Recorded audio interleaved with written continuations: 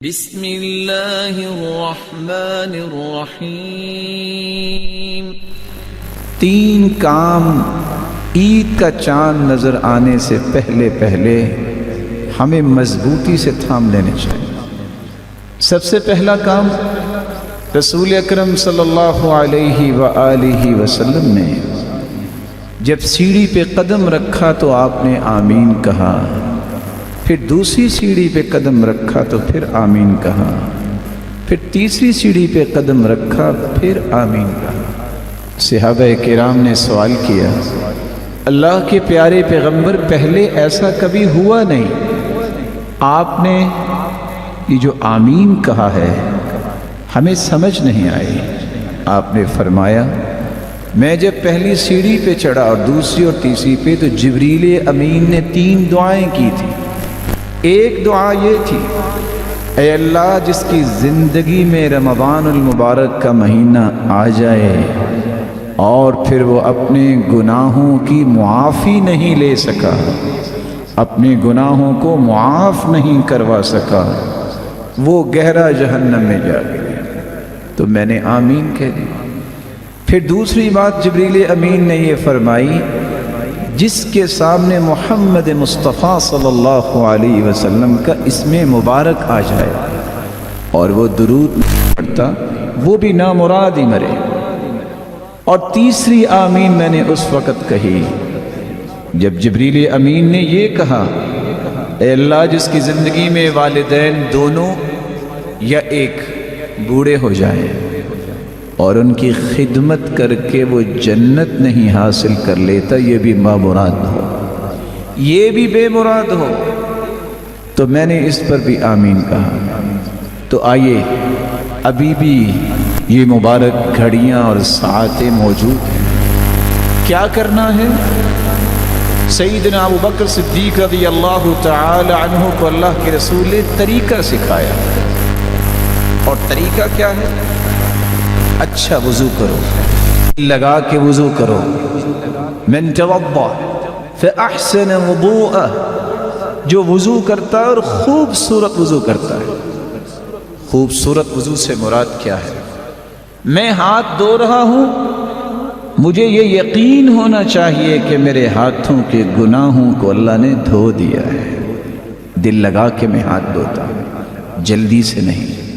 میں جب اپنی انگلیوں کا خلال کرتا ہوں تو حدیث کی روشنی میں ان جگہوں میں چھپے ہوئے ناخنوں کے نیچے بھی جو گناہ ہیں اللہ اسے بھی معاف کر دیتے ہیں۔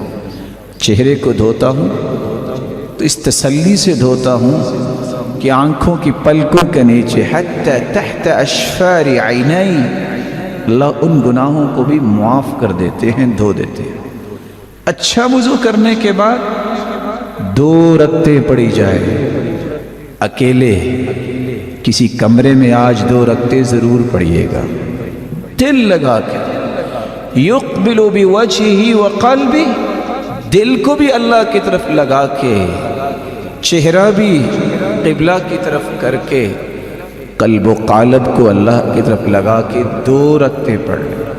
2 رکعتیں پڑھنے کے بعد لا یحدث فیہما نفسہ، ان 2 رکعتوں کو پڑھتے وقت دنیا کا کوئی خیال نہیں آنا چاہیے، کوئی اور دل میں بات نہ لائیے، سوچ کے پڑھنا میں اپنے رب سے کیا کہہ رہا ہوں، سوچ کے پڑھنا کہ سبحان ربی الاعلی اور سبحان ربی العظیم، میں کتنے عظیم اور بلند و بالا رب سے ہم کلام ہو رہا ہوں۔ 2 رکعتیں پڑھنے کے بعد ہاتھ اٹھائیے گا، سب سے پہلے اللہ کی تعریف کیجئے گا، پھر درود پڑھیے گا، پھر دل لگا کے اللہ سے دعا کیجئے گا، اور 2 مرتبہ یہ کلمات کہنا نہ بھولیے گا، رب اغفر لی، رب اغفر لی، جو اتنے الفاظ کہہ دیتا ہے اللہ کھربوں فرشتوں کو گواہ بناتے ہیں، علم عبدی